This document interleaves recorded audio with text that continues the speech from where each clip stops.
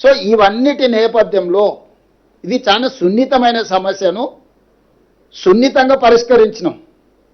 ఎక్కడైనా సెక్షన్స్లలో ఏమైనా లోపం ఉందా, లేకపోతే అరెస్టులో లోపం ఉందా, రిమాండ్లో లోపం ఉందా, కోర్టులో మా వాదనలో ఏమైనా లోపం ఉందా, ఎక్కడ లోపం ఉంది చెప్పండి.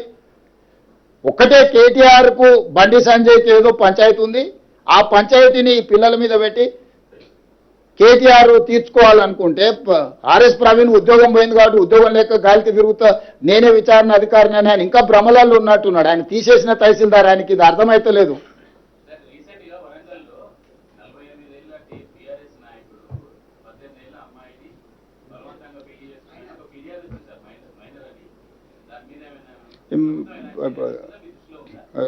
చారి గారు ఇప్పుడే మా దృష్టికి తెచ్చిండు. ఇమ్మీడియట్గా నేను డీజీపీ గారికి సూచన చేస్తున్నా, తక్షణమే చారి గారి ఫిర్యాదు మీద విచారణ చేయించండి. నేను వివరాలు తీసుకొని డెఫినెట్గా చెప్తాను.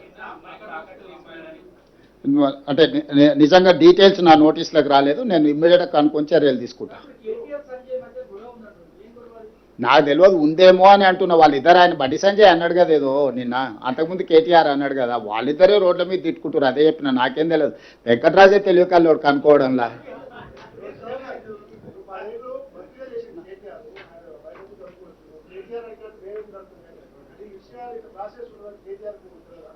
ఇప్పుడు ఆయనకు లేడీకి లేచిందే పరగాని కేటీఆర్ ఏదనుకుంటే అదే అనుకుంటాడు. కల్వకుంట్ల రాజ్యాంగం అనుకుంటుండు.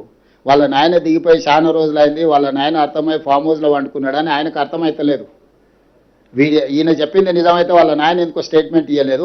ఒక మైనర్ గర్ల్కి అన్యాయం జరిగితే లీడర్ ఆఫ్ అపోజిషన్ ఎక్కడ పడుకుండు, ఏడ నిద్రపోతుండు?